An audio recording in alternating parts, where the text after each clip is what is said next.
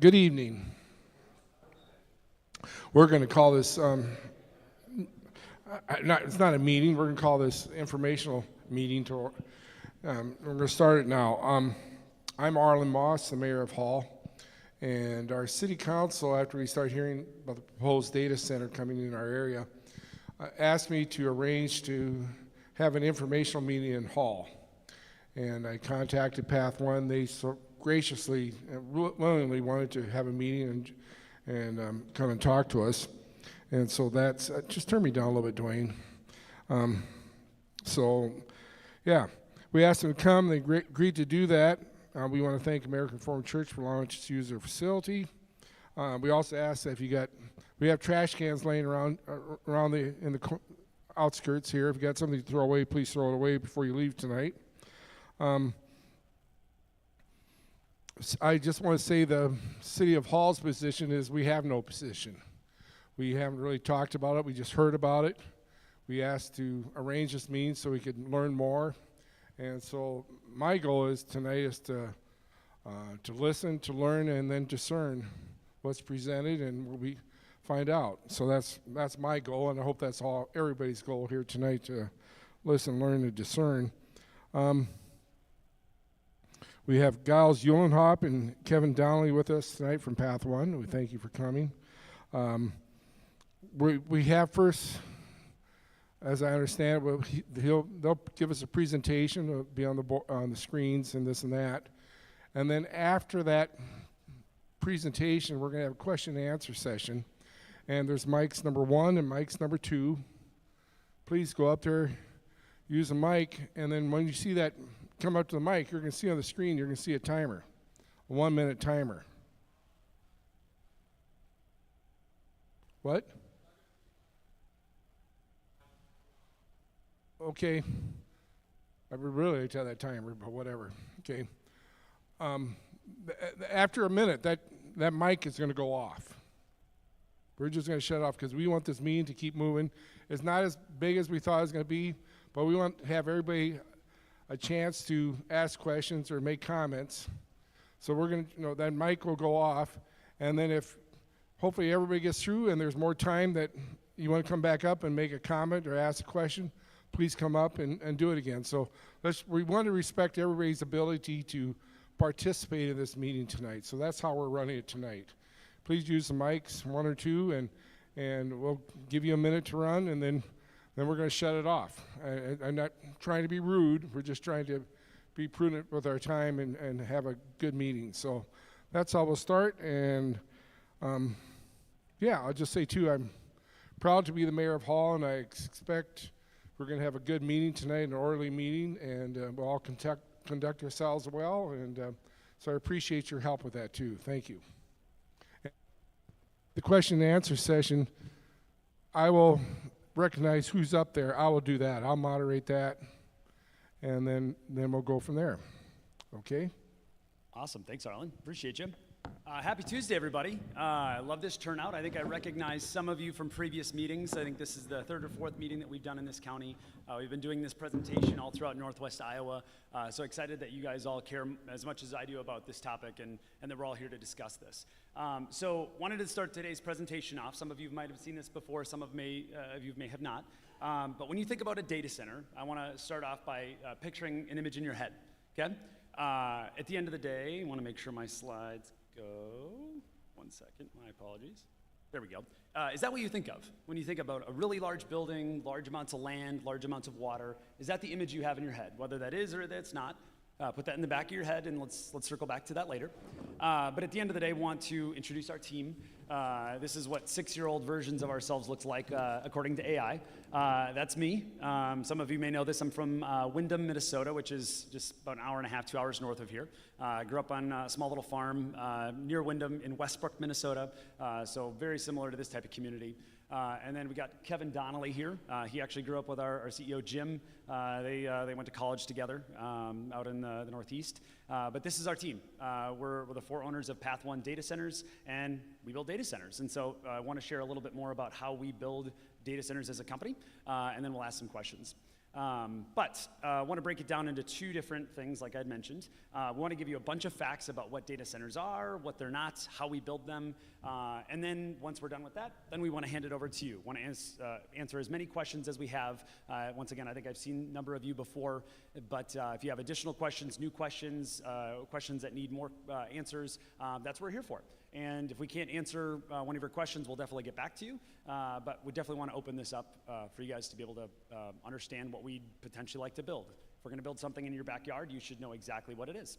So, moving on, he's not able to be here tonight, but we have Jim Denoya. He's our CEO. Some of you may have looked into him, but he's been one of the guys that have built a lot of the data centers throughout the country in the last 20, 30 years. He has been one of the guys that has built infrastructure surrounding the NFL. So if any NFL fans here, a lot of the data center and energy infrastructure projects in every NFL host city, he was a part of that and very integral to that. And so really big proponent in the data center space. But one thing that's really important to note to Jim, and if you ever talk to him, you call anyone that knows him, he's adamant about doing things right. Not only building data centers, but just generally anything. And so when you think about Jim, something he says a lot in a lot of regards, both big and small, is that if we're going to do it, we need to make sure we do it right. We don't want to cut corners. If we're going to do it, we need to do it the right way. So the right way is the only way. And so hopefully that's something we can all agree upon tonight, is that if something were to move forward, it needs to be done the right way. And one of the common themes that you'll see tonight is that I want to make sure that if we're going to talk and have a discussion about data centers, that we all at least talk same language. Because I've seen significant amount of language on social media about people thinking it is something versus not something, and that's the easiest way to find disagreement if we're talking past each other. And at the end of the day, even if we disagree, at least we can talk the same language. That's really one of my main focuses here. And so getting started, I know some of you, this may seem like a second language. Some of you may be very, very related to data centers. Some people may not know what data centers are at all. And so I want to make sure we at least understand what is a data center. And I've used this example before, but the easiest way to describe it and to hyper simplify it would be to picture a warehouse and picture a warehouse that's filled with a bunch of racks. And each rack has essentially a bunch of tiny little laptops that are all standing on top of it, or standing on top of each other. And if any of you have been at home on the couch and you have a laptop and your laptop gets hot on your lap, like those laptops get hot, even your phone can get hot if it's outside in the sun, right? Same thing with a computer chip inside a data center. And so there is something called a cooling system that keeps those computers cool, right? So then your lap doesn't get hot. And so there's a lot of different types, and we'll explain the different types today. But that's, in essence, what a data center is. Now, I've gotten a number of people that have come up to me saying, Giles, I've lived 30 years, 70 years, or anywhere in between on this earth, and I haven't needed a data center. Why do I need one now? And that's where we're here to just, once again, give some facts. And that's where the average American, the average Iowan, interacts with a data center 300 to 400 times a day. If you interact with the internet, you're interacting with a data center. I know there's a lot of speculation online that a data center is specifically the ones that are building flock cameras, or they're spying on us. There are some out there like that, but as with every industry, there's good characters, there's bad characters, and when it comes to data centers, there are thousands of applications of how it can be used. And like those laptops, a lot of those laptops are designed to store information. Some of those laptops do stuff with that information, but there's a lot of different applications, and we'll explain that what it is today. So for example, if anyone's used Google today, you've interacted with a data center. If you have used anything with Apple CarPlay, if you have Spotify or anything that you use your iPhone with, you're using a data center. If you have bought anything online, whether it comes to Amazon or if you swiped your card anywhere, whether it's at the gas station in person or if you bought anything online, that utilizes a data center. And so not everything is specifically an AI data center.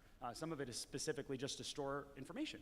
And so if you've checked the weather, if you've streamed any type of thing online, whether it's Field of Dreams on Netflix or anything like that, that is interacting with a data center. And so just want to make sure that we understand the different types of usages when it comes to data centers. And so I know this might be a little hard to see, so I apologize. But this is some examples of data centers. Every time you watch YouTube, like I think there's a chance that this is being recorded and put on YouTube, that's using a data center.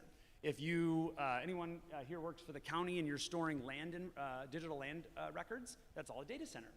And so when you think about any farmers in the room, if you have a tractor that communicates digital information, that's using a data center.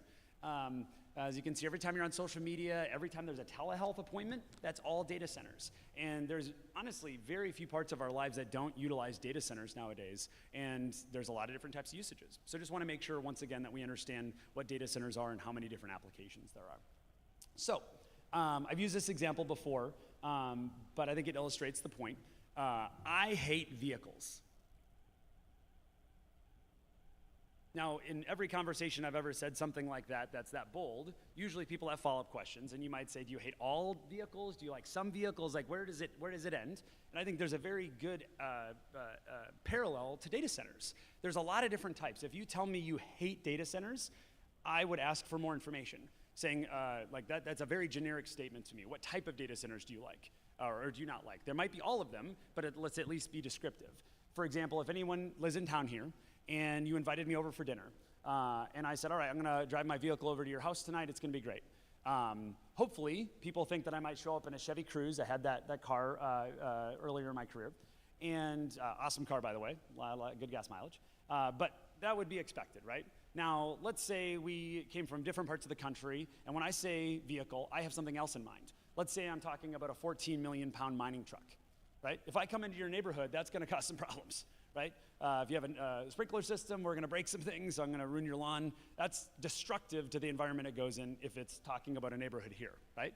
Both are vehicles, both have wheels, both use gas, but both use very different types of gas, both have very different purposes, and the same thing exists in data centers. So we can end today, even if we disagree, if we all have disagreements on what this is, I do wanna make sure that we're at least talking same language in terms of types of data centers. Now, a lot of people ask me when they see this example, they say, okay, Giles, I get it. Are you building a Chevy Cruze and the big ones are a mining truck? And I would actually say no. We are trying to build a Chevy Cruze and the other ones are actually 3 mining trucks. So when you're thinking about the size of these, there's a drastic difference. And now once again, if we end today, totally understand, but we do want to emphasize the differences in size. That is hopefully a life-size version of me so you can see the examples. The tires are bigger than I am. But hopefully that illustrates the point. That all data centers are not the same, right? So, want to go through a little bit of a vernacular explanation here. Now, I've heard a lot of different labels to each of these 4 types, and hopefully you can all see these. So, pay less attention to the labels, but more importantly, the data behind it. And this is the way I would describe it, and we'll start from the bottom up. The first would be a mega hyperscale data center. Those are typically 1,000 acres. They can go up to 1,500 megawatts or more. I've seen examples of much larger in other parts of the country. And those could use up to 1 billion gallons of water a year with a B, right? So very, very large. And historically, those, at least in a lot of sections around the country, they're using agricultural ground, which is something we'll circle back to later in the presentation. But let's say we get a little bit smaller and we go just to a hyperscale data center. That may be up to 700 acres. They might use up to 500 megawatts. They might still use hundreds of millions of gallons a year, right? Still a lot. Then you can go up to maybe what we would generally call a regional data center. They still might be 100 acres, might go up to 100 megawatts, and maybe use still tens of millions of gallons of water. Now, I want to call it a few of these things. When I say a megawatt, that's the amount of power, right? When you think about it, if you've heard of kilowatts, that's just a larger version of that. A gigawatt is 1,000 megawatts, to give explanations behind that, but that's typically how data centers are described in terms of how much power they have. And the other really, really important common denominator among these examples is that a very common cooling system, which we talked about before, that cools down those computers, is something called an evaporative cooling system. So when water gets pumped into the system to make sure that they stay cool, a lot of that water evaporates because of that heat, right? And the really, really important piece of that is that because the water evaporates, it needs more water in order to keep it cool. So it uses substantial amounts of water, right? And here at PathOne, we disagree with that type of approach. The reason that those companies use it, it's cheap, right? There's a lot of private equity-backed big companies that specifically want the lowest cost, highest return, and that's the name of the game. And that's not at all what we're trying to do. And so what we're trying to do, as you can see here, is that we pursue projects that are typically under 25 acres, generally speaking. We build essentially 10 megawatt buildings. So if there's 10 megawatts available, we'd build a 10 megawatt building. If it could ever scale up to, for example, 24 megawatts, we could build 2.5 buildings, if that makes sense. But just thinking about the way that our company thinks about projects. And so the really important piece here is water. I would say every time I've interviewed individuals from this county and the feedback that we've gotten, on the ranking priority list of concerns, water is number one. And obviously we'll talk later on this presentation. If there's others, we'll go through it. But water is the most important piece, and justifiably so. When you think about big hyperscale data centers that use 1 billion gallons of water, that is a problem. And so we're directly trying to solve that. Something that you notice among all 4 of us owners, we all own multiple businesses, and we're a bunch of problem solvers. We specifically wanted to design a company that solves all the major problems that you would prototypically see with data centers, and one of them is water. So we actually use something called a closed loop system. So once the system is filled up, think of it like a swimming pool or a lazy river. You fill it up once, there's a chance that you have to change out the water every once in a while, but generally speaking, it doesn't need to pull water as often as you would need an evaporative cooling system. But addition, think about it like a radiator in your car. If we all said, hey, should we go to Florida on a trip to Walt Disney World and let's road trip it? You would fill up your car with antifreeze, and it can last all the way to Florida, and it keeps your engine cool, right? Because your engine gets very hot, but antifreeze is what is able to make sure that cools the system, and it's a very, very similar process. But because of the way we do it, we actually not only have a closed-loop system, we have a patented enhancement with that allows us to maximize the efficiency and be able to get more power output with that. And so with that, it uses anywhere between 300 and 700,000 gallons of water a year, which sounds like a lot. But if you look at every major house, or every average household rather, in America, they use 100,000 gallons of water a year. So an average street in this town would use more water than what our data center would be, to give an example of that perspective. So, I know we talked about at the beginning of the presentation, is this what we think about with data centers? Now, I know everyone might have a different mental picture, but hopefully we've all now recognized a lot of people think of the big one, and I personally not a fan. They use a lot of power, a lot of land, they're massive buildings, a lot of water, all that stuff. And we'll talk a lot about different facets of this, but one of the biggest important pieces here is that they use a lot of land, and in order to do that, it requires agricultural ground. And I think we'd all agree Sioux County is among one of the best agricultural places in the entire country, and that's one of the reasons that Sioux County is great. It's one of the best intersections of agriculture and industry, and we're not interested in, as a team, to take any agricultural ground, period. And so we're gonna circle back to why that's important. So what does PathOne build to provide comparison? So once again, we build 10 megawatt buildings, and this is the example of one of our building designs. And this is designed to be more agricultural, has a monitor roof, meant to look like a barn. So if you drove by it, you might not even realize it's a data center. And that's intentionally by design. And we have a bunch of different designs, but generally speaking, a 10 megawatt data center is about 40,000 square feet. And we'll give some comparisons later to explain how big that is. Once again, we use a patented closed loop system, so it's significantly more efficient, and it makes sure that we can use a significantly lower amount of water than another typical data center. And so one really, really important piece that's also brought up when it comes to data centers is noise, right? Justifiably so. We don't want a really noisy, large monstrosity that interrupts our environment. And so that's where we are really, really focused on sound barriers. And now, acoustics are a very dynamic science, so would love to chat with you more if anyone understands a lot of it. But essentially, there's decibel readings when it comes to high frequency and low frequency. But a lot of companies, including data centers around the country, they use setbacks in order to solve that problem. Like, all right, just be a certain distance away from the road and we'll call it good. And we believe that's not good enough. Period. And so that's where we're actually advocates of putting up patented technology that is a barrier between anything in the outside world and the thing that's making the sound, which is typically that cooling system that we talked about. So we're very big, large advocates of having those reinforced barriers that capture that sound and keep that contained, so then it's not noisy. And so the way that process would work, if a project were ever to begin here, there would be a reading of what the sound is currently. So if you go out in the street, you measure the sound, what does the ambient sound look like? High frequency, low frequency, establish a baseline. And then we'll talk about this later, but the Board of Supervisors are actually working on an ordinance to be able to set rules of what it can and cannot be. And so they'll set a threshold. It can only be this loud, right? Which generally speaking, we're saying, make it the same expectation of every other commercial property in this country, or in this county, right? If you're gonna build something new, we should have to abide by the same standards as everybody else, which is low, right? And so if we were above that noise level, we couldn't turn the facility on. That's the way the rules should work. If we were a restaurant and we didn't meet health code, the restaurant doesn't open.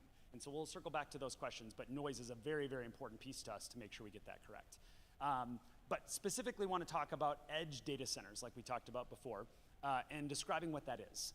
An edge data center is specifically a facility that is close to the people that it serves. So one really important piece to know about our team is that we get emails every day of the week from people that need data centers, companies that need data centers. And typically when we get those emails, they could be from a variety of different companies, but typically they tell us how much power they need. Once again, data centers are represented in power. They see, I need this many megawatts, I need this many megawatts by this time, and they say, I need this many megawatts by this time at this place. They may say, hey, I need a data center in Florida because I have users in Florida that need more of my services, and I need to bring a data center that's closer to them. And so we'll just give an example. Let's say a bank approached us and said, hey, we really need a data center in Iowa because we have a bunch of our customers in this area that we're trying to serve better, right? And so they specifically want a facility that is closer to you to better serve your community. And that's what specifically an edge data center is. So the best way to look at it is think of a local hospital, not Mayo Clinic. It's designed to serve this community and the surrounding areas, not something that's meant to serve the floor. If that makes sense.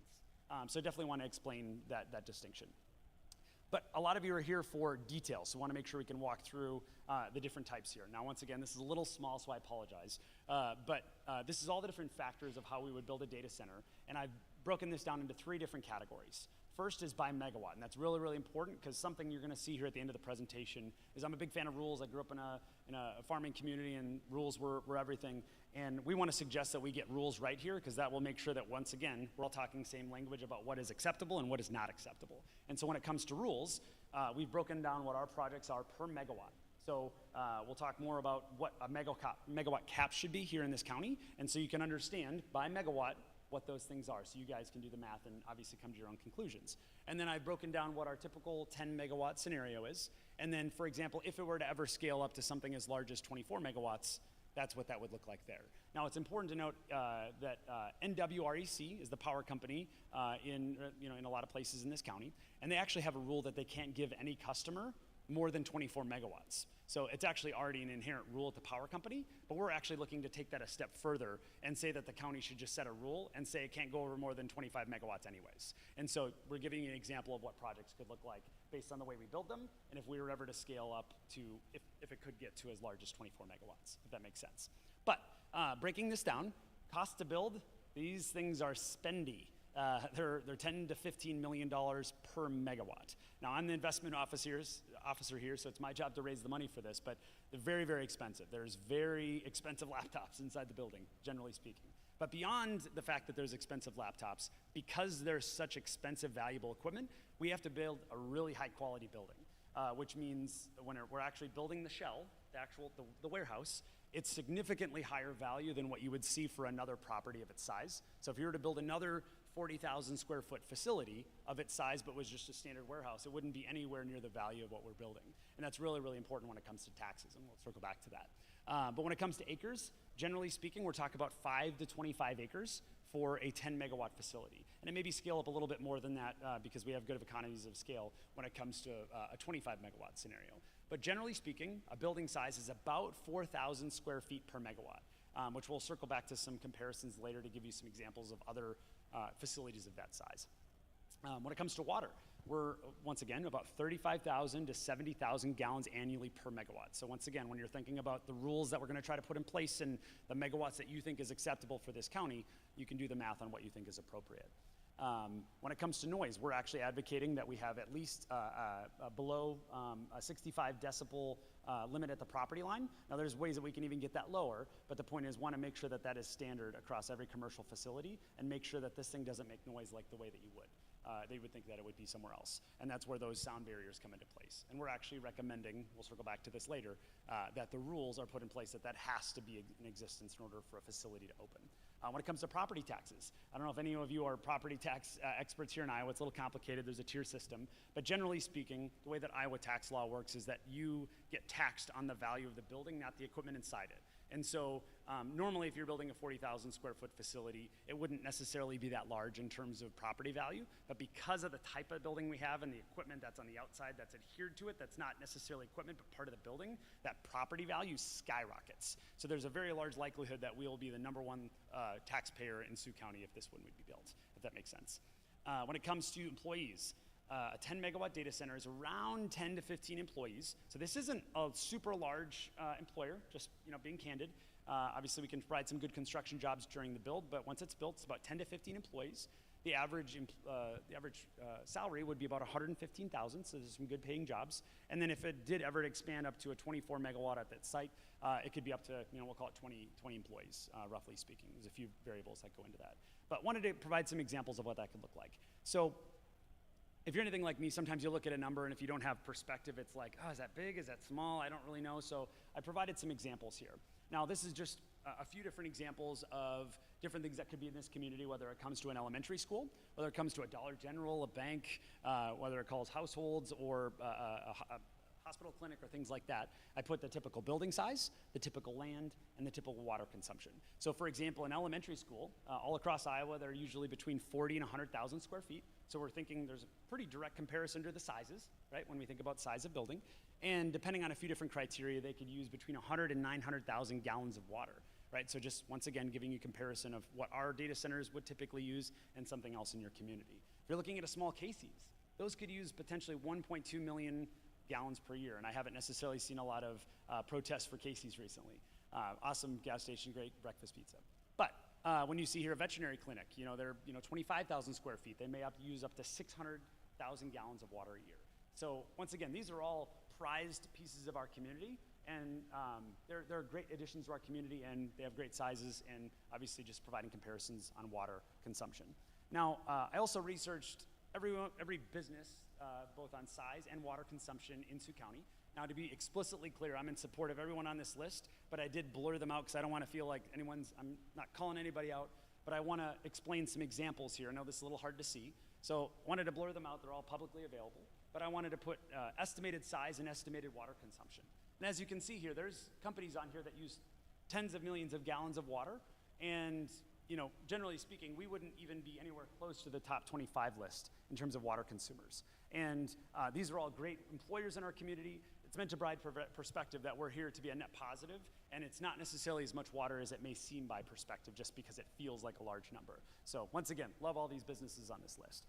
But when you think about our facility versus, let's say, a 500 megawatt data center, wanted to provide that experience and that comparison from a 10 megawatt to a 500. And so once again, we have $100 to $150 million to build for a 10 megawatt. For the big ones, we're talking billions, which is great for construction, but obviously significantly larger project. The really, really important piece here that I talked about before is land. And they potentially could use 700 acres, let's say. I mean, potentially even more depending on how that works. Now, the way I look at it is our company, we pursue heavy industrial zone ground, period. We don't want to take residential ground. We don't want to take agricultural ground. That's what makes Sioux County great. And so that's actually something we're going to suggest in terms of the rules that are set in place, is that companies like us or any developer would have to build on previously zoned for heavy industry, right, period. And when I think about the big ones, there's no way, I would charge anyone right now to tell me anywhere in the county that has 700 acres available that's in heavy industry, it just doesn't exist. It just doesn't. So when it comes to rule sets, you can actually make sure that a proper data center, if you want one, could be built here in the right way, because a big one simply couldn't arrive here without taking agricultural ground. And last time I checked, that's not a good thing. So I wanted to explain land. Once again, a lot of them use evaporative cooling systems, and we use a closed loop system, so providing comparisons. And there's a lot of variations depending on megawatt, but still hundreds of millions of gallons of water for a large data center. And so when I think about property taxes, obviously could be a lot for you, could be amazing, but generally I would say at what cost, considering the impact to the community. So hopefully one thing you've realized among a lot of the things I'm saying is that rules should come first, right? I think it's important to note here that there is not a project in Sioux County. There's an opportunity for sure. We've done due diligence on if a project could happen, but there is not a project until a moratorium would be lifted and an ordinance is written where a rule set is created and there's a box created. And if our project or our company could build a project inside that box, then yes. If not, then a project couldn't happen. But there is no project. And so right now, we're explaining how our company builds data centers, but I'm simply here trying to explain the types of data centers. If you want one, here's some potential rules to make sure that rules are in place. And if rules were written, then we can have subsequent meetings on discussing, all right, what would an actual project look like here, if that makes sense. And so hopefully we're all aligned on that if anything were to happen, it has to be done right. Hopefully we can definitely agree upon that. I grew up in Wyndham, Westbrook, and I view home very much like I view here, and getting it right is just as important to me as it is hopefully to you. And so I've written a whole rule set here that I've referenced, and I'll have one sheet for everybody here. Some of you have already gotten a copy of this. But it's a set of rules that I'm going to give to all of you to give you proper knowledge, if you don't have it already, to go to your zoning board to make sure that those ordinances are written right. And so it kind of breaks it down into categories. And the first is looking to keep it controlled. So we're actually recommending, and I would encourage all of you to recommend as well, that there's a megawatt cap put on data center ordinances here. So an ordinance is a rule, it's a regulation, right? So everyone in the Sioux County area, if they wanted to build a data center, has to follow house rules, right? And so we're suggesting among those house rules, it has to be 25 megawatts, right? If it's above 25 megawatts, oh, sorry, you're out of business. They'd come in and shut you down, right? Those guys in the back would show up and they'd turn off the lights. And so really, really important to keep that correct. Additionally, is that every single project has to be approved. Even after a rule set is approved, it's not like then every data center in the country could come in and just build a project. They still have to submit, they still have to do public hearings. There's a very detailed process of how anything in this county, much less data centers, has to specifically be built. So it's important that there's a process to this, and nothing will happen quickly, and nothing will happen without a lot of public observation. Number two is protecting neighbors, and that's where when you think about noise, lighting, and just general aesthetics, all those things are really important. There's a lot of reasons that Sioux County is great, but obviously aesthetics is one of the amazing parts about Sioux County, is that we take good care of stuff.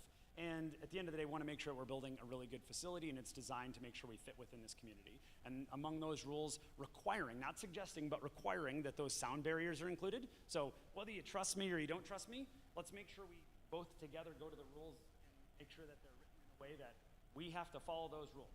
If we can't follow the rules, then we can't turn the building on. And as the investment officer, if I help raise money to build a building that can't get turned on, I have a lot of people mad at me. And so we have to do things right. And so when it comes to lighting, making sure that there are requirements that the lights point downward, so there's not a lot of noise or light pollution.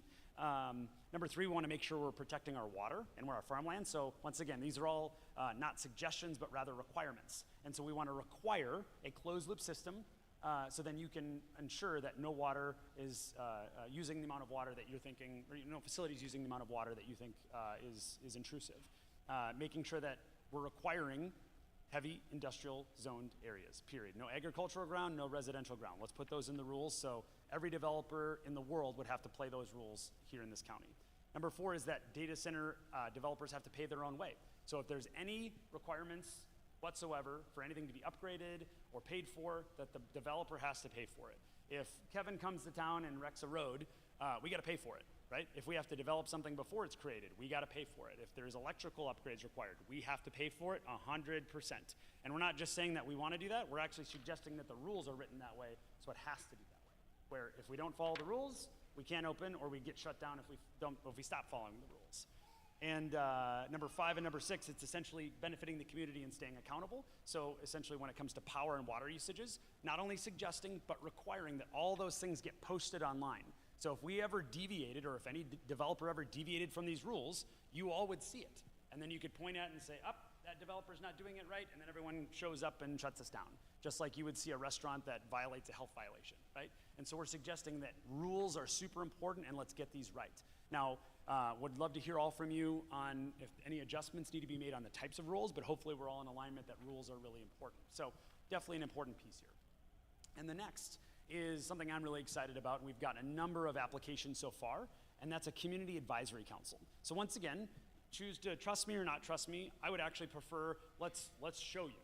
And so we're actually inviting a number of you into our company. There's obviously a significant number of details. Hopefully you recognize I'm simplifying a lot of this, because we're trying to fit this into a small amount of time. But we want to invite select members of you that represent this community, that you can help guide this project. Because once again, our company was designed on innovation and solving a lot of the problems that we see with major data centers. But if we miss something, or if there's something specific to Sioux County that we don't know about, this is the type of thing where we want to invite people in to ensure that we get those things fixed. And we want to make sure we're accountable and that we have the proper influence from all of you. And so would suggest that all of you apply.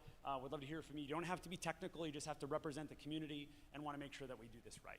And so there is a QR code. There's a QR code up here. You can come talk to me. Otherwise, you can go to pathonedataceners.com/CAC, and you can apply, and we'd love to connect with you. But we really think that's important to guide this properly. Additionally, if we're going to make community investments, we don't know what you need or not need and want to make sure that we're actually hearing directly from you. Hopefully one of the things you take from this presentation is that we're here to listen. No one's forcing us to be here. There's not a project. We are here by our own voluntary will, spending our own money, flying in to make sure that we're here to answer your questions and explain what data centers are, what they're not, and if there could be a project that we're available to listen and make sure that we're answering your questions. If we're gonna build something in your backyard, let's understand what it is. So really, really excited about that piece. Another thing, I know we were out at the actual site over in Hull. I know there was a number of news reports that we weren't out there on the first day. We did have the landowners out there, so definitely I think that got misconstrued. I was out there the rest of the days, but definitely want to make sure that we are available. If any of you are interested in seeing the site, please come see me. We can schedule a site visit to make sure you have any questions, but definitely want to call out this size. Additionally, I've heard a number of rumors that they think we're trying to expand to this entire 77 acres, and I definitely want to be very specific in disquelling that notion. We're actually taking up that tiny little piece there. There's actually another business out at that property, and they're not going anywhere.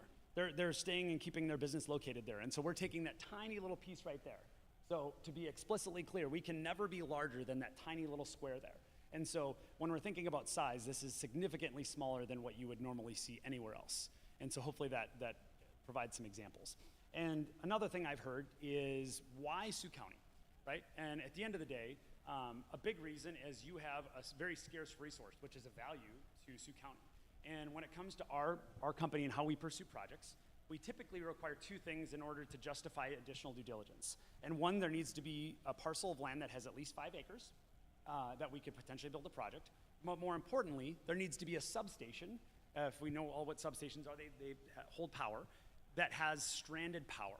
And so what I mean by stranded power is, so for example, at this site, there's a little substation there at the bottom left-hand corner of the property. There's 10 megawatts of what we would call stranded power there, which what that means is there's 10 megawatts sitting live at that substation that isn't being used. And everyone that's in that surrounding area is already paying for that 10 megawatts, whether you're using it or not. And so by us coming in and purchasing that 10 megawatts, you are inherently not paying for it. So we're actually stabilizing the grid and have the option to lower your cost bills, if that makes sense. So the notion that your bills are gonna skyrocket couldn't be farther from the truth.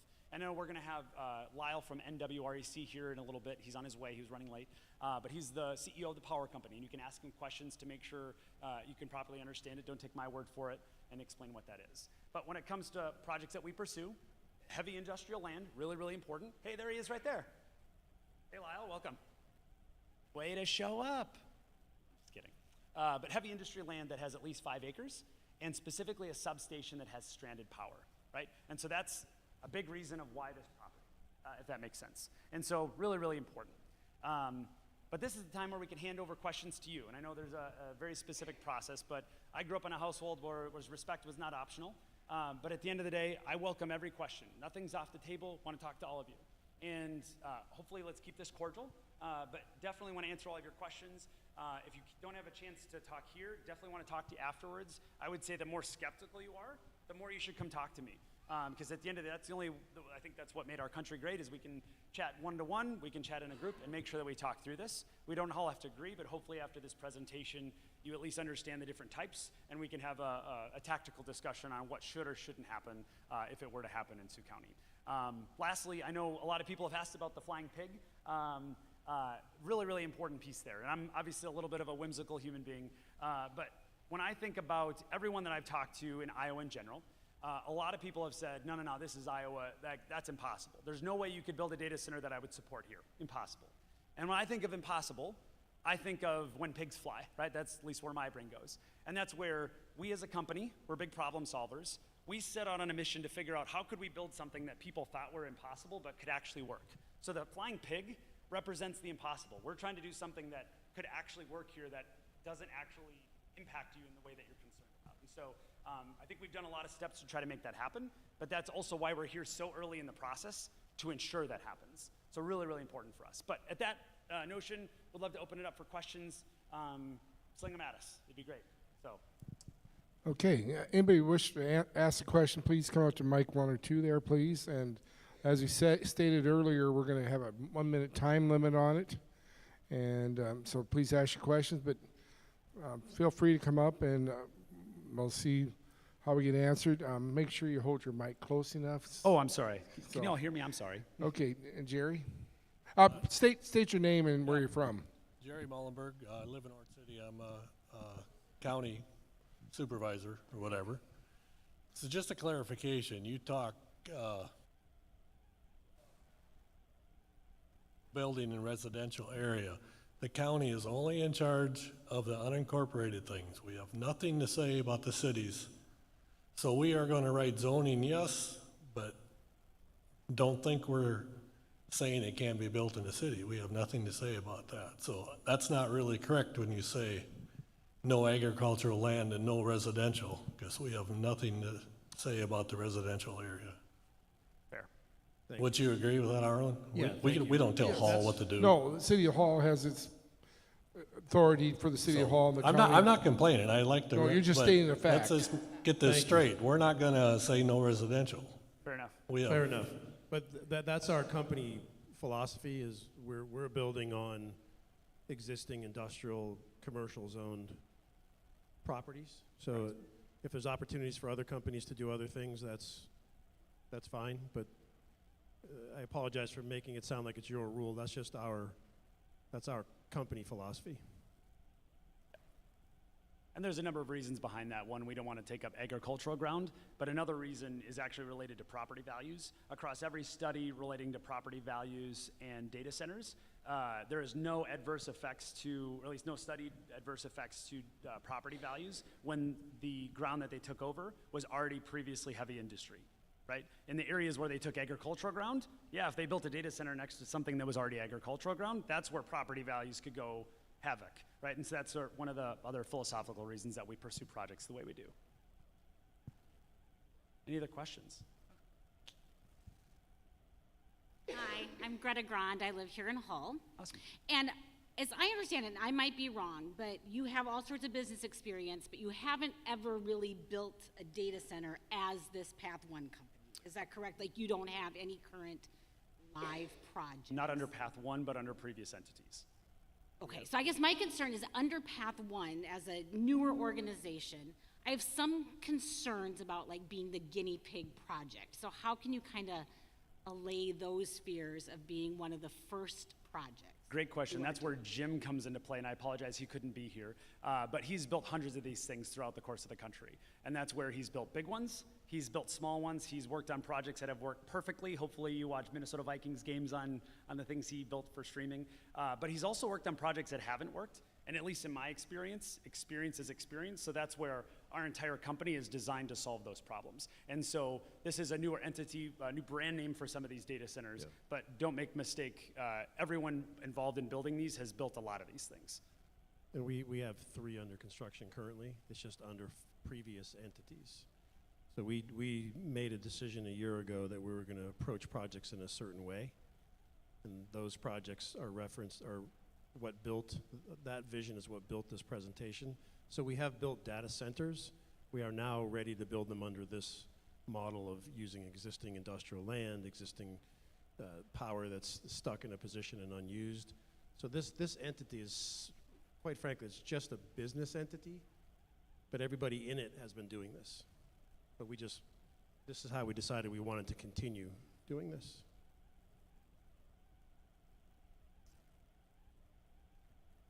County, where are the data centers and under what names were they built?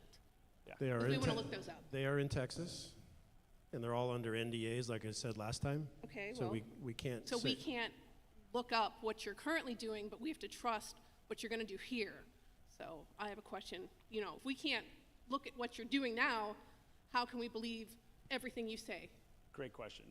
One, a big reason to that is NDA, and to be very clear, that's not just because we want to keep information from you. The largest reason regarding NDAs, so I've worked at an intellectual property firm for a lot of years. I would say there's 2 big reasons. One is intellectual property, because some data centers do things a little bit differently on the inside that are proprietary.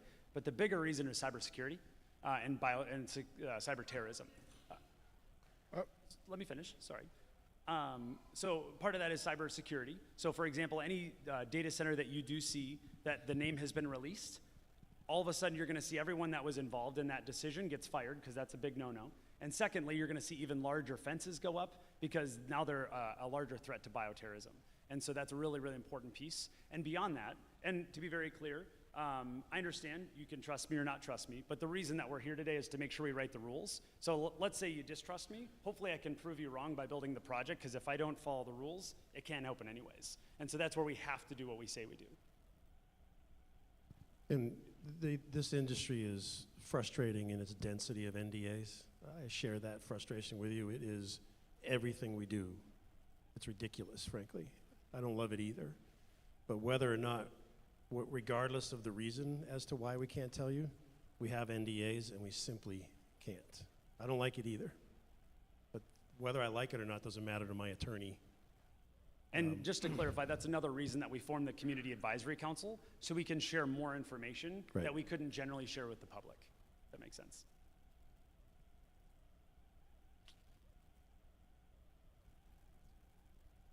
Hey, Hey. Sarah Vink from Hall. hi, Sarah. My question is, so you guys are under this company now, you got this set of rules. Correct. What happens 10 years down the road, or if you send it to somebody That's a else? great- Are we gonna change the, That's a great, are you gonna change the dynamics of what we have set up that we, as Sioux County residents, want? That's the question right there. And that's why we're here, to make sure that we agree with these rules. We're hoping these rules are imposed on any developer.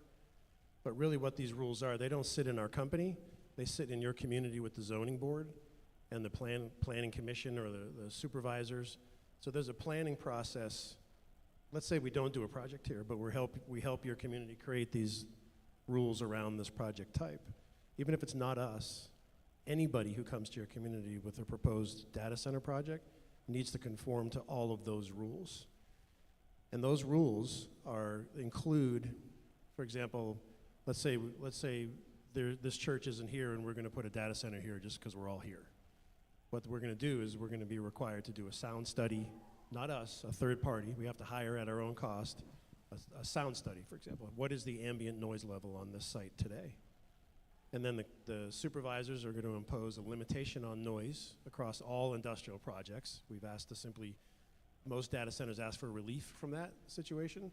We're saying lay it on us. The same industrial limitations that any site has, regardless of use, make us conform to that. So, and again, not our rules, your community's rules. So if we try to turn the machines on, well, we'll have to turn them on to test them, but if we try to turn the lights on and open the building, they can hold our occupancy permit from us, which is what we're suggesting they do for anybody. If our building doesn't perform the way the rules say it has to perform, we can't open. So if we're going to spend $150 to $300 million on a project, you can believe we're going to make sure it works properly according to those rules. And public posting of our water consumption and any other public posting that the supervisors suggest will make sure that we have to publicly show your community how our building is performing. And let's say there's, through whatever circumstances, either our project or anybody else's project wants to expand. Hey, let's make our data center bigger. The most important part of these limitations, as far as we're concerned, and we don't need to be right, we think it's meaningful, but is that 24 megawatt limit. Because that 24 megawatt limit it attaches itself to existing substations in a way where we can use it if it's there. As Giles was saying, we like to use 10 megawatts at a time, maybe up to 24, 25, 20, whatever the limit is. That power limit also limits the amount of water we need. It limits the size of the building. It limits the number of the amount of equipment that's needed around the building. So that cap, we believe, is the most important cap.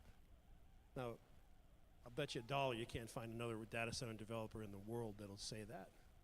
But our whole business model, this new entity concern, is built around the notion that we believe what you believe. Like these things, if they're going to be here, they need to be limited in their size. And the best way to limit the size is to limit the power, and then impose rules that everybody has to follow. So if we never find a site in your community, but your supervisors have created these rules, anybody who comes to town that wants to do a project like this, including no farmland and existing industrial, power limitations, closed loop water systems, All of those things are going to result in projects that are reasonably scaled and limited in their impact. And this is a selfish motivation. I mean, we built this company around this philosophy, but we're also business people. We think this is where this industry needs to go. These big intrusive projects that use billions of gallons of water and create havoc in the communities that are run by private equity firms where no one cares what the outcome is. We want to be the opposite company. We actually think it's a good business decision because we think we can take this decision and these rules. If we work with sophisticated county supervisors, they can do really good rules, and we can just do more of these. We're business people. We want to do more of these. But what we don't want to do is those big monster projects that are almost limitless in their impact. So if you have the right, I apologize for my long-winded answer, but the answer is really rigid rules that are not our rules, but they're your community rules will limit the impact of these projects and probably just introduce projects that are developed by people who actually care about the impact of their projects. And I would like to add to that, one thing that's really, really important when it comes to these rules is title. If anyone owns a house here, your house has a title, right? And then if you sell the house, that title follows. You have a car, that title follows when you sell it. The same thing exists here. So these rules, every single thing that we're recommending and whatever the zoning board writes, that will follow the title. So let's say, I'm sorry, Kevin, if I have to pick somebody, I'm picking you. If someone gets hit by a bus, it's you. And let's say his wife, I'm sorry, but let's say his wife needs to sell, right? To sell the company in order to move on. And we need to bring in a partner. Or if we had to sell the company, for God forbid. Because to be very clear, we're a build-to-hold company. We are looking to find an opportunity, build it, and hold it. We want to own this business. We want to be the business owners in your category. And let's say if that happens, if we had to bring in a company and sell it, that title would follow to them as well as the rules. They would be just adherent to these rules as everybody else, right? So it doesn't matter who came to town and whoever would own this entity, they would have to follow the rules that they set, if that makes sense. I'm an architect. I've been an architect for almost 40 years. Man, wow. And all of my projects historically are in existing places. I don't do projects in the suburbs. I do, the new suburbs. I do projects in existing towns of housing or retail. I mean, I live in a downtown, and my projects are in a downtown. So the understanding of the need for zoning is sort of built into my DNA because when I go into a new town that doesn't know how to use it, to use its zoning to restrict development in a way that's better for the town, I actually spend time educating and executing on those zoning ordinances. So we're doing this from a place of a lot of history. Our partner Jim has been building these things since the early 90s. He built all the NFL. Remember, anyone who's in this room that's my age or about my age remembers when football games used to be kind of fuzzy on the TV, and then they went really clear. That whole thing was when the NFL required their broadcast contract to go digital, and he's been building them since he did those. He did 32. Is that how many teams there are? 32? Currently. He did those. And so his experience is learned from those experiences. My experience as the chief development officer, as an architect who loves zoning because it helps me do better projects. That's the origin of what we're doing. So we're very excited. We don't know what the supervisors are proposing, but we hope it's restrictive enough to make these projects either the right project or no project. Okay, Ed? Thanks, Arlen. My response here is really to the supervisors, thanking them for having this moratorium so we get a chance to air this all out. And the second thing, our supervisors made a tremendous decision of keeping out wind towers. When you go to the counties to the east, you see them and how they disrupt things. They kept them out of Sioux County. But for me, I'm in favor of this here. I think it reflects our entrepreneurial spirit in Sioux County, our progressiveness. When we're the 17th largest county in population and we're #1 in pork, beef, and dairy production, and we're combine that with people with that kind of agricultural production this seems to fit in. The other thing is, as a comment, Dakota Access Pipeline runs right off the corner of that property there. It's out of sight, not of mind, and I think this data center will kind of be that way too, out of sight, not of mind, and plant some big tall trees so we don't even. Thank you. Please. Center come with air pollution? Say that one more time. Does it bring air pollution with all the generators and everything running? Great question. Yeah, I'll take it. It depends on who our user is, but very often there are diesel generators on the property that help span an outage in terms of hours. If they are there, they are tested once a month. They are also there if they're needed for an outage. Now, we don't know who the user is going to be, but it's a 50-50 they're there. But as a part of our approach, we're pursuing things like ground source heat pumps to minimize our cooling power needs. We have, just like every business, Giles mentioned earlier, there's good players and there's bad players. There are products for diesel gens that claim to clean the exhaust enough to adhere to regulations. And then there are ones that really do it well. There's also ones that manage sound from those gens. Some do it well, some do it very well. Maybe you'll join if we have a project here, I please ask you to join our citizen group to participate and watch us do what we do.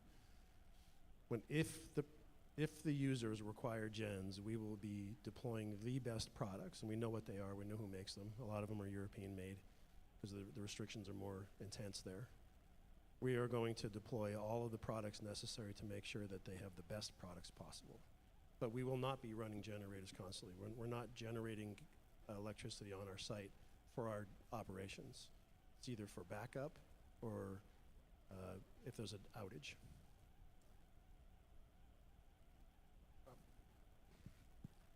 Hi, my name is Michael Lewis, Hey, Michael. and business owner in Orange City. I have a few different questions here, so I'll go as fast as I can for the 1 minute. There is a data center. The moratorium was lifted in Salix, and the proposal is for 900 acres, which you guys are going to be potentially building as well. I'd like to know the difference between this data center compared to the 900, since you said that you guys don't do the 900 acres. I would also like to get an environmental impact study compared to some of the other data centers that you have built in the past, because I would like to see how that's going to impact our environment in our area. And I understand that PathOne is pretty much a shell company. It didn't actually exist prior to June 1st when you guys started doing these meetings.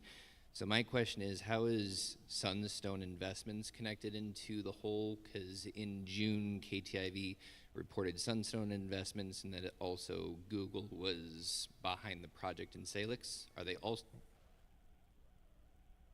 Yeah, great question. We'll start from the back and work our way forward. All four of us owners have different entities, and that's where hopefully you've all realized when it comes to the news, respect everyone from the news that's here. There has been a significant amount of misreporting that's happened, and that's where that got recorded incorrectly. Obviously, a number of us have different businesses, and that is a business that one of our other owners owns. And so, yeah, just different business. Second question was...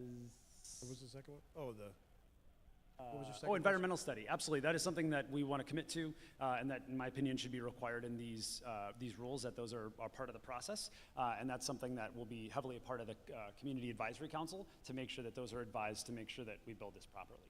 And the 900. The difference between us and the 900 acre one, 825 acres. Or 875 acres, I'm sorry. Get a map. I'm an architect. I can draw nice, but math I'm the is math guy. challenging. We just wouldn't, I don't know what to tell you. We just absolutely would not do a project of that scale. We've been asked to do it. We just don't. I don't know what else to say. We would never do it. We're not proposing we will do it.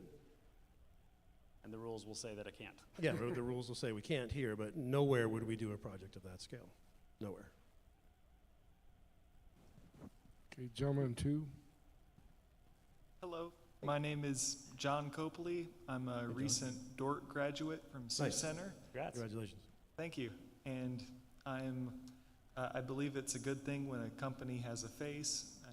There's some community buy-in, and when your people in the community can kind of come up and, get engaged. I'm wondering if you're planning on having an office in the region or in Iowa, or We just do. what your community, what kind of connection you would have to the area. Yeah, great question. Gaz lives here. He lives in Des Moines.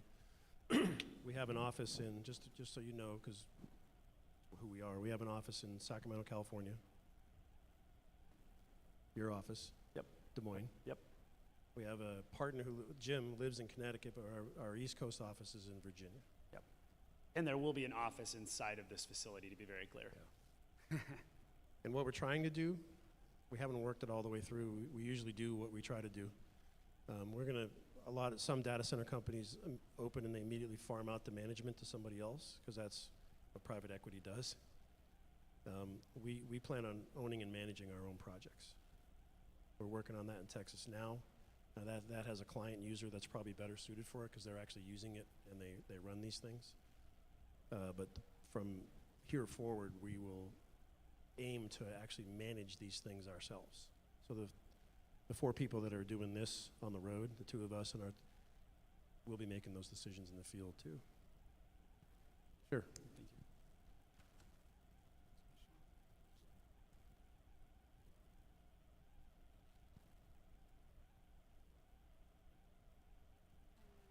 From Hall here. Hi. You talked about how much water they would use, and you Yes. put those businesses online, but some of those businesses support 100 families or Sure. more, you know, so, They're awesome. yeah, Yeah. the Yep. profits go there. That's why we blurred out their names, because we don't want anybody to think we don't recognize how meaningful they are. It was simply a water discussion, and we know, we get it, and thank you. How high are the sound barriers that you put around They're actually encompassing of it. encompassing? So Yeah. is there a height to them, or then how does that The go? I'm not sure. The building itself could be as high as 30 feet tall. Enclosures are 10-ish around the equipment, 10-ish, because it depends on which equipment we purchase. But generally, the equipment that makes the loudest noise are usually the air chillers. The generators are about twice as big as this table, and they're about this tall, so they're very easy to enclose. They're put in a box. Yeah, the chillers are this tall. And where do the profits come from you? Like, do you sell to certain companies, or are they Yes. local companies, or are they all far away? So we're essentially a big landlord, right? We will rent out space, whether they're, think about it like an apartment complex. So Someone do might, you have people asking you already for this? we have people in our inboxes every day of the week looking for data we center haven't- space. Local we people? have a lot of relationships that are always asking us for space. Right now, we're not talking about these Iowa projects because we don't have projects yet. But all of our focus, because I'm not sure if anybody here who has done this, but we've had contractors reach out to us, industrial suppliers reach out to us in terms of construction, both labor, technical skills, and materials. That absolutely will be our focus on that side. And when we have a project, we will start marketing it, and we would love our tenants to be local, certainly regional. Okay, we have our Yeah. minute. Okay, we have use your minute. Sorry. And you can come back. Nobody else has another question. You may gladly come back, Myrna. Go ahead, Greta. Yeah, please. Come on over. My understanding, and again, I'm not an expert on Iowa laws, but I understand that you pay tax on the building, but Correct. not on what's inside the building. That's so Iowa. much. That's Iowa And law, that's a big incentive Iowa has put out for data centers, right? And I No. feel like that's being discussed by No, the, it's not an incentive for data centers. That's an important distinction. That's any business. So If- if you sell tractors and you have 100,000 square foot warehouse and you have tractors and equipment and valves and starters and alternators and all the stuff in there, none of that gets taxed. right, because it's not built in, right? Like it's Right. the property yeah, tax. if it's, but I understand if I'm following politics correctly, that is coming up in this governor's race about removing some of these incentives, particularly for data centers, where you would be taxed on what's inside. If that's the case, would that change your business model? Sure. It would, yeah, it would be a more expensive business model, but quite frankly, if our building is more expensive for our users, their rent goes up. It's like any tax that a government imposes on any business. Like if I sell these with no tax on them Monday, and the next Monday there's a 15-cent tax on it, guess who's paying the extra 15 cents? You. Well, not you, but the end user. So, you know, like I live in California, where every business, like I don't have it anymore, I closed it, but I had a traditional architecture firm. I paid taxes on all of our computers and desks and chairs and you name it, I pay taxes on it there, and the building. And you bring up an important distinction though, because these buildings, tax law, there's precedent that states use together to try to maximize their revenue. That's what they need to do, right? And they set laws, and then counties or cities, depending on what state, capture that revenue. If you look at case law around the tax situation on these buildings, and I said this last night, and it's a little lengthy, I apologize. The building that you see on the outside is a relatively common building. It's got a roof and walls and windows and stuff, landscaping. That's all taxable immediately. The reason that data centers pay more taxes just for their shell buildings is tax law has, the precedent says, and we're assuming in our numbers that we're going to need to, all of that really intense heavy mechanical and electrical stuff that's attached to the inside of the building is part of that taxable structure. There's tax law precedent that says that, so that's what we're assuming. And just to make it long story short, there's power and water are the two major utilities in a data center. And there are these huge cables of wire and these pipes of antifreeze that come down. And the racks are very much as they're described. They're computer racks. And on the top of those are pipes that stick out of them, or hoses with big mechanical connectors on them. All of our utilities come out of the building with the other half of that mechanical connection. Everything to the bottom of that mechanical connection is building as far as the tax code is concerned. So these, you know, as opposed to a shell, which you could build for $4 million, let's say, this is $150 million just on the shell. That's before they put all the gear in it. So the tax upside for the county is a lot higher per square foot of a data center, because tax law requires us to be taxed all the way to that coupling that connects our building to the racks. It's a long-winded answer, but that's how it's working currently. And we have good lawyers that write good leases, so if our taxes go up, guess what? Our rent goes up, and then Google charges you more money. I mean, I don't know who the heck's in there, but whoever's in there. And additionally, we're actually suggesting in these sets of rules that everyone should take here at the end of the presentation, we're actually suggesting that it's not only suggested but required that all developers have to pay full taxes here, period. No tax abatements, period. So we're not asking for any incentives, nor should anyone be allowed to take them, in my opinion, based on these rules. A lot of these big projects come into communities and they consume too much water, they consume too much power. They don't pay their own utility improvement costs, and they don't pay all their taxes. Yep. And it's just like, who's winning here? This should be a net positive, period, to the community. Not So something that we takes don't away. ask for any tax, and we don't ask for any tax relief. And if our tax situation changes, we'll pay it. Question? Paul Remerdy, Sioux County. What happens to coolant when it reaches the end of its useful life? And along with that, if your cooling system fails, do you have a problem taking a back seat to supplying livestock in the area with water? It's a great question. So whenever it does need to be flushed, the coolant, just like a lazy river or the antifreeze system in your car, that has a specific pipe essentially that pumps out to a specific tank on the property where that's flushed, and then there's dirty water, so to speak, that is taken off-site to a treatment facility to be separated, the glycol and the water, and cleaned. But it's specifically put in that tank, if that makes sense. So that's important. And then your second question was, cooling system fails, exactly. Thank you, I appreciate that. When it fails, then either the data center shuts off, Otherwise, if Lyle is here, I know he just showed up a little bit ago. Oh, there he is. He can explain this. But essentially during peak times or anything like that, we've already pre-negotiated with him. If that were to happen, then we would move to backup power if that works. If the cooling system went down, that means obviously then we shut down. If that makes sense. Anything else you'd add to that, Lyle, for power perspective?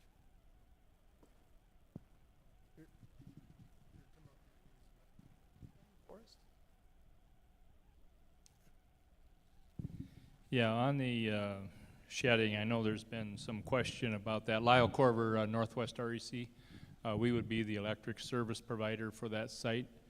And I know there's been some questions at some of the other meetings in terms of is there enough power and what would happen during peak times. So obviously the hot July days, the cold January days, we can have some peak situations.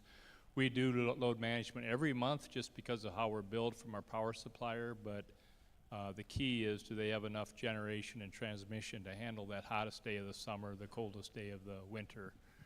And as part of the Southwest Power Pool, which Basin Electric is, Southwest Power Pool monitors that to make sure that there's enough reserves so that if it gets extremely hot and the wind isn't blowing, so the wind generators that were mentioned earlier, if they're not operating, is there enough reserves to make sure that there's not rolling blackouts in the same way in the wintertime?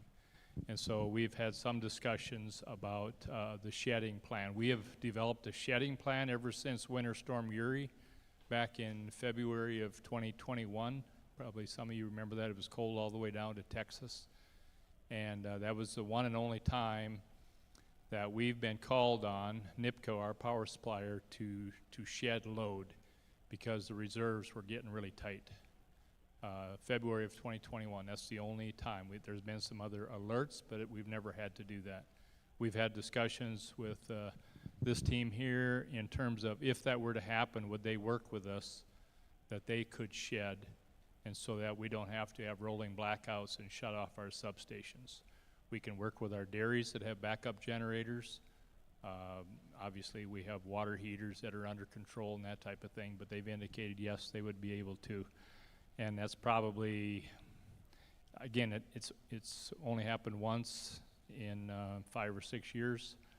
Don't anticipate it a lot, but in that event, that would be great. It may be a few hours, probably not more than 100 hours in a year, but they would work with us on that. Maybe I could just add too, I wasn't here at the beginning of it, so I don't know if you covered this, so apologize.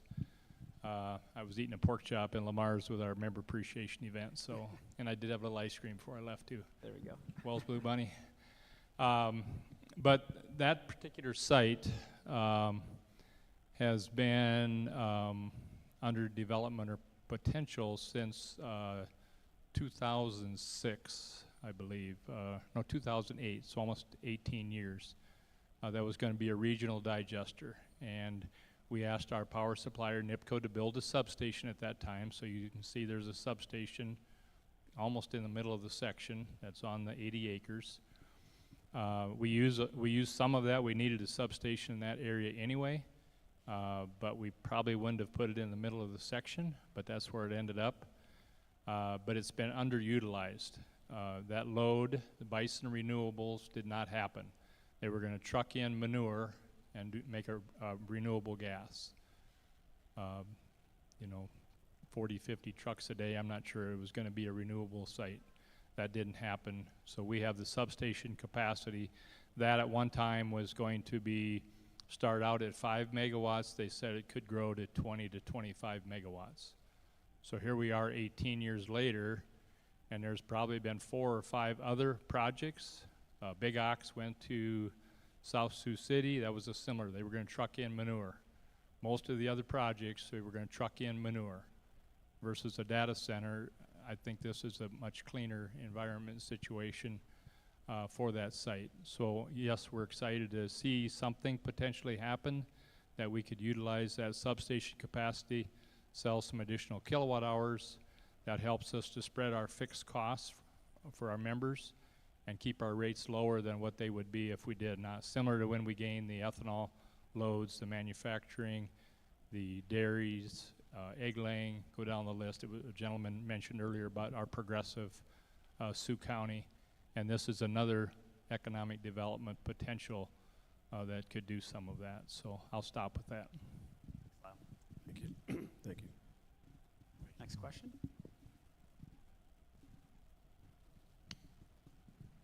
We'll recognize two there, and that's, please, yeah.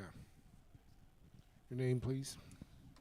Yeah, my name is Jessica Rignaris. I live in Sioux Center, just down the street. And I think probably part of the passion you see at these events is probably because we have a lot of people that are very focused on local businesses and making sure that our businesses do stay in local hands. So I guess one question I just have is around, I appreciate you guys are advocating for us developing rules around potential data centers coming in the future. I am curious if we can also advocate for data centers only being able to service local businesses within a certain radius around this area, if that's something that we could also advocate for as well. That's certainly our focus. And frankly, by the scale of these things, it eliminates a lot of the big companies anyway. They're just, to locate in such a small facility isn't efficient enough for the big ones we all know. So we're absolutely open to and prefer a regional group of users. We also have to run our business and make it work. So if we do this project and you're a part of the community membership group or the citizens group, you'll know we're doing it. It won't be a mystery. We're going to be going after local. And we use, for example, we use regional brokers that are connected to this industry to bring us tenants.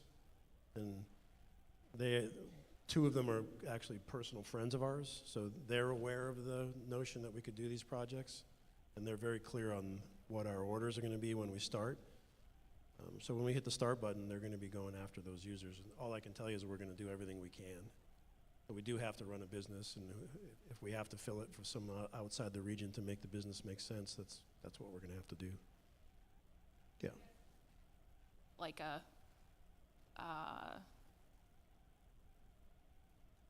like that's something that the rules could eventually like be part of, though, I guess is the question. I get it. I'd like that too, but I don't know that you can limit a private business in terms of who their clients are. Yeah, I mean, I get it. Like, we're going to go after regional medical medical groups and banks and large companies that our partners know in the region. All I can tell you is stick around. You'll see us try real hard. And if you're in this room and you need data center space, please come to us. 10% discount tonight. Hey now. Recognize. My name is Kayla Dreesen. We live in Perkins, which is about a mile from your proposed site. What kind of cellular or Wi-Fi field does something like this create? I don't like the constant exposure on our kids. We shut our Wi-Fi off as much as possible. What does that look like? What do you do to mitigate that if there is a larger field created? That's a really sensitive subject because there's a lot of science and there's a lot of opinions around that space, and it's very emotional. All I can tell you is the science that we follow suggests that these facilities, because of the intensity with which they're built, do not produce a significant EMF field within any distance of the structure. Someone asked me that last night, and I promised her that I would go find those studies. So if you wouldn't mind, leave us a way to contact you, and I'll at least show you how we're researching it, because I know it's a real concern, but from what I've read from studies, real science studies, now if these were in a tent or a metal shed, maybe the numbers would be different, but the intensity with which these are built and the security with which they're enclosed, all the studies suggest it's not a concern. Next question.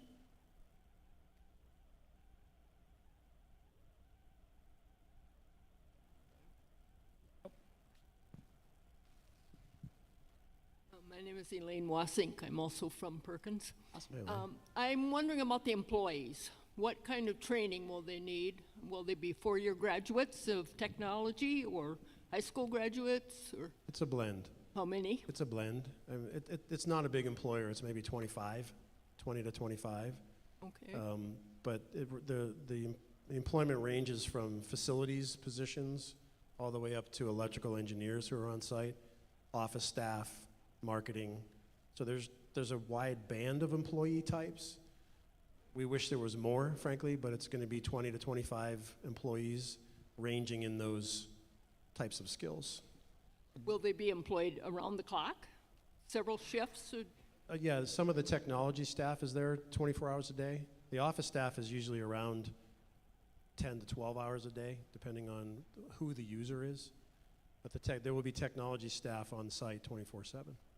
Additionally, something that we're really interested in is working with the local college to see if we could develop some pilot programs to help train different people in this field that could potentially go elsewhere. So that's something that's really helpful if a project would actually be here, something we're very open to. So if anyone works there, please come talk to us. We're also exploring an intern program where we will have these interns live in the community that these data centers sit in, so we could do some training for young people through universities. So we're exploring all those things. And additionally, one of the other Paid interns. Yeah, correct.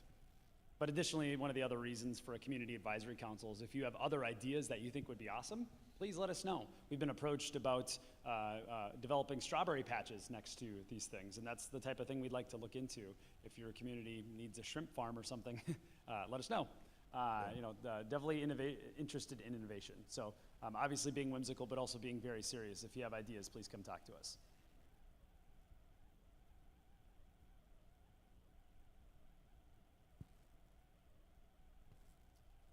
My name is Shane Koima, resident of Hall. Hey, Shane. My question is, how many other properties throughout Sioux County are suitable for a facility of this size? And would your intentions be to use those in the next 15, 20 years? Great question. We have one opportunity, one target potential project here in Sioux County. I'm not aware of any others, but if there are others available, we'd be open to it if that's something that would be allowed. But right now we have one target opportunity. It's the site we showed in that photograph. Yeah. Yep. Again, because we're active real estate developers, we think there's an opportunity here with that site. But we have other projects we're working on around the country, so we're focused on projects that are happening. This is only one of the things we do, is trying to see if there's other opportunities. But are we interested in other opportunities? Sure. Are we aware of them? We're not. Yeah. So far, yes. Do you have another one? No.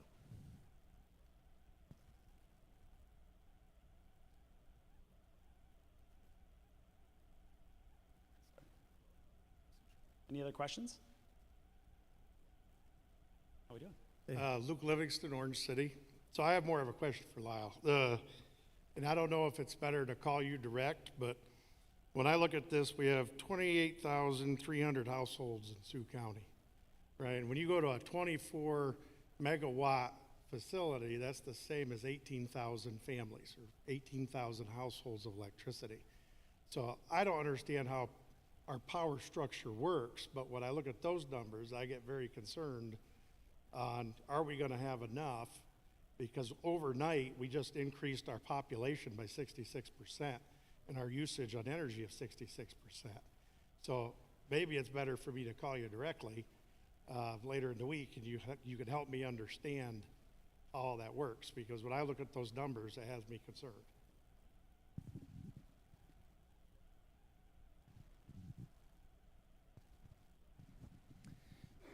Yeah, happy to sit down and spend some time and go over that. We're part of the Basin Electric network, and Basin's a 9-state area. Most of their generation is in the Dakotas. The coal plants are in North Dakota. A lot of the wind energy is in North and South Dakota. We also get 20% of our power from the hydro facilities. And have for a number of years. The municipals and the RECs get some of the hydropower. But anyway, Basin is an all of the above. They have wind, natural gas, coal, solar, and then we have some hydro. And part of what Basin has done, Basin got formed in the I'm going to give you a longer answer than what you want, sorry. I'll try to do this real quick. Basin got started in the 1960s. Prior to that, we were getting mostly hydro. We have a fixed allocation, and as you know, it's throughout history. If we go back and look at our scale of kilowatt-hour sales, it's gone up, and it's going to continue to go up. And those areas that have been flat, and you don't have to go too far away from Sioux County or northwest Iowa, and it's flat, and they have high rates, and you can look at their communities compared to what we have around here. Load growth is good. It has to be managed, and I think we've done that by putting in a policy that basins so that if it's above 25 megawatts, they're going to pay for the generation up front so that our other members don't have to pay for that. And that's the big blocks. Now, if you get enough of these, obviously that can be a deal, but we've been through it before. I think Basin serves 60 ethanol plants throughout the Midwest. So 20 years ago, we had the ethanol build. We serve 4 ethanol plants, 35 megawatts of ethanol. The Bakken oil thing happened in western North Dakota, hundreds of megawatts that got built out. You know, housing, you referenced housing happens, it's at a much smaller capacity level, but manufacturing businesses like yours, all want to continue to grow and have that available capacity. And so Basin has done a really good job since they were formed in the 60s, where we present to them what our load forecasts are, what we're hearing about, the load that's coming, and then they build that into their forecast because it takes 8, 10, 12 years to plan and build power plants, and so they do that. Now, if these come along, and we go through these build cycles, we did that in the late 1970s. Load growth was 7% every year, was going up. Basin says we got to build power plants. They did. What happened? The 1980s, the farm crisis hit, conservation hit, flat. Had a way excess amount of power. They had overbuilt. Rates went up, and then we grew into that. And then 15 years later, had to build some more generation for that future growth. And when it comes on in these bigger blocks, that does drive up rates for a period of time until you grow into it. And every time there's a build cycle, about 15 or 20 years, that's what happens. And but they do a good job of forecasting, and so we're already reporting to them, hey, looks like there's some activity with data centers. They're building that into their forecasts, and we believe they'll be able to accommodate it. And I can show when we consolidated, so we used to be 4 one-county cooperatives. When we consolidated in 1998, our average cost per kilowatt hour was pretty close to the national average. And right now we're like 40% below the national average. What happened? We grew. We spread our fixed costs over a higher number of kilowatt hours. A lot of other places didn't, and their costs kept going up and not competitive. So growth is good. We need to plan for it. We need to have policies in place for this large growth that they have to pay for that up front. And even with these guys, if we start out with the 5 to 10 megawatts, if they want a little bit more than that, we can't go above 25. If we have to build some transmission, we've already told them they're paying for that. Our members aren't paying for that. So, sorry it's a long answer. Let's get together for a cup of coffee and we'll visit a little more. And I would like to add to that above that 25. There's 2 reasons that can happen. One, we're suggesting that the rules cap it. But secondly, economically, it just can't work in our business model. Like, I'm the investment officer. Our business model doesn't support that type of investment to ever go above 25 megawatts because what it could go up to just simply wouldn't work. It'd be like if we were running an ice cream stand and they said, you know what, you have to build a Target right next to it in order to support this ice cream stand. The cost to revenue model just doesn't work. But even beyond that, we don't want you to just simply trust us. Let's make sure the rules say that as well.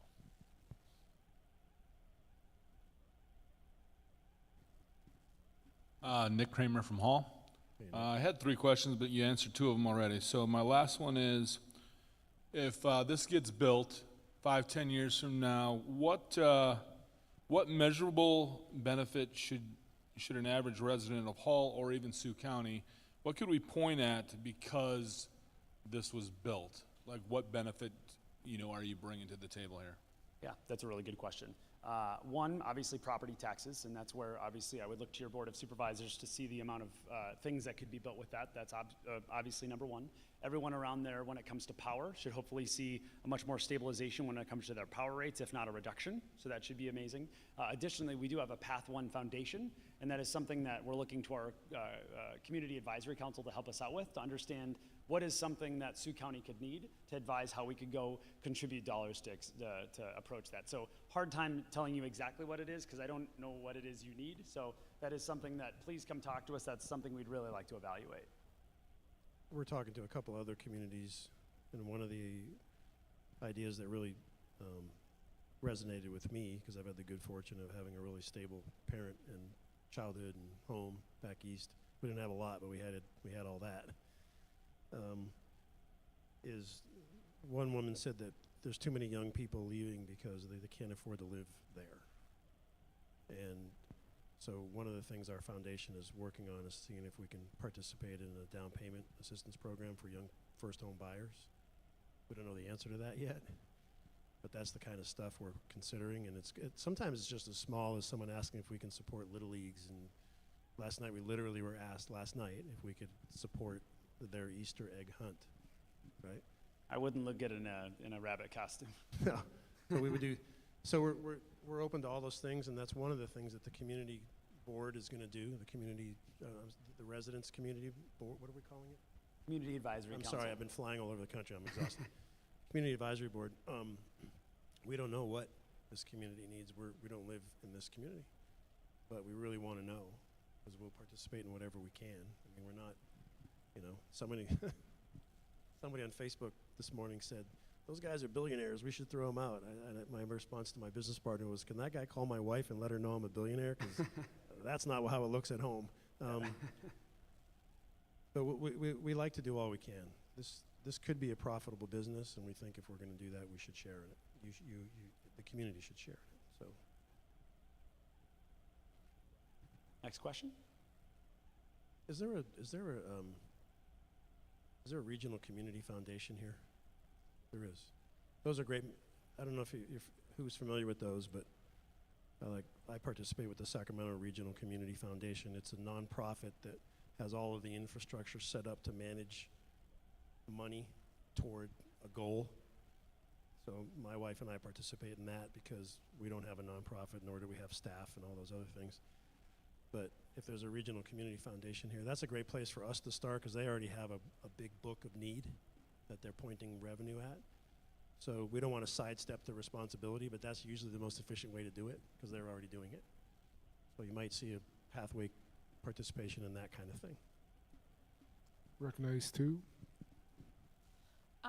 I was just wondering, so based on the size of the data centers that you are proposing to build, like how large of a business could you service? So are we talking like one data center would service a business like Avera or Sanford, or would it be like, Iowa State Bank, the whole of it? Like what size of businesses would you guys service? Do you work at Iowa State Bank? I do not. Okay. No. The answer to all of those is yes. I think these things are these have such intense load capacities, these computer racks, and they're changing quarterly to get more and more intense in terms of their ability to handle data. I don't know how small we can go. I mean, we would go as small as anybody wants to come into our data, particularly if they're local. Let's say you have a startup that's doing some new technology in ag and they've got a data need, and it's either, we would be all over that. Regional banks, regional hospital systems. There is no answer to the small side of that question.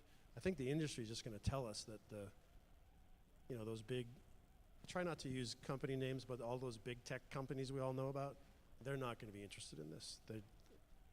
It just doesn't, this is a blip to them. I mean, that's why they're building the 1,000-acre sites. They're trying to do multiples of those. So our little thing. It won't even show up on their radar, I'm sure. So small to medium businesses, I guess, is the answer. Okay. And then could you house more than one? Oh, Like, yeah. Yes. Yeah, okay. Multiple, yeah. And Right just, now, what happens in most, let's say you own a hospital system, and the mayor owns a hospital system, and Giles owns a bank system. You could all be in the same data center just because it's interesting, I think. But you're not going to want to be in the same rack. You're probably not even going to be in the same room because of all the security issues around your customers' data. And we can't even get in your room. So your own staff comes and manages that room, and our staff delivers the power and the signal that you need to manage your company. But like what's interesting is I've been doing this for a long time. I've only been able to get into one data hall because the companies lock us out as soon as it gets to a certain point of construction, and we never see it again. Because they're so concerned about the safety of their data and your data. So if there's a bunch of small businesses in our facility, they will all be walled off from one another. Not walls, but cages. So nobody can touch their data. But it's called a co-location facility. This is probably what this would be. But to who, we don't know yet. and to add a little bit more further clarification to that, obviously it can be as simple as bank needs space to store your financial data, for example. If you have online banking and it needs to record what your current balance is, your transactions, et cetera, that might be a data center. There might be a regional bank that says, hey, I want to release a new project or new product to this community. And let's say they want to go analyze every one of your subscriptions. Now, once again, this is a potential product that they may be thinking of. Let's say they want to analyze all of your subscriptions, and they want to offer not only the ability to cancel a subscription within your banking profile, but let's say they maybe want to allow you to upgrade or downgrade directly within your bank. That type of new product, hypothetical product, requires data center space. So it really depends on the type of product that they're trying to deliver to this constituent. So that really, it might just be that it's a bank. It might be that they're rolling out a new product and they need a certain amount of compute bandwidth. Like they might say, you know what, 3 computers isn't enough, I need 5, et cetera, if that makes sense. Thank you. Yeah. Sure. Next question? My question is, what kind of security are you guys, do we have to worry about enhanced security systems and whatnot? How do you guys handle that? Yeah, there's a lot of intense security systems around these buildings, and the site is secured. Our section of that site will have a secure gate that you can't run a vehicle through. There's fencing around the whole building that's of a certain security grade. Can't remember what it's called, it's C9 or, anyway, I don't do that kind of detail anymore, but there are intense physical security enclosures around the property, and there are really, really intense security requirements for the building itself. So you can't get on the property, and if you somehow manage to get on the property or to the building, I mean, good luck getting in. I'm an owner and I've never been inside a data hall. Yeah. I'm not allowed in. Yeah, there's a tremendous amount of security. It has to be.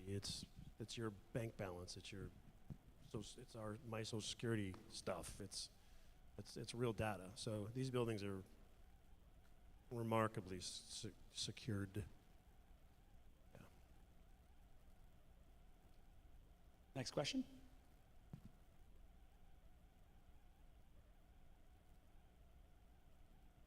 Anybody else? Any last takers? We will be available for any one-on-one questions if you don't feel comfortable up in front of everybody, but definitely want to answer any and all questions. This is really, really important. I want to appreciate everyone for coming out here. This is obviously, it's an important topic, and it's important that this is done right if it were to move forward. So the fact that you're here, you should pat yourself on the back. Whether we agree or we disagree, this is important to make sure that rules get done right. And so I would suggest give a call to your zoning board and your county supervisors to make sure these rules get done right. And if a project were to move forward, we'd love to pursue a project here and be a business owner in your community.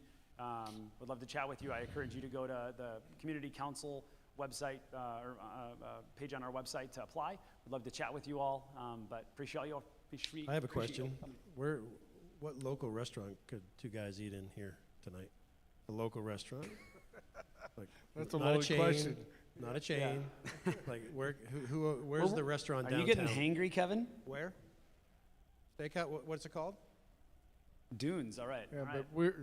Is that open we're right looking now? for another restaurant hall hard right now. Shane.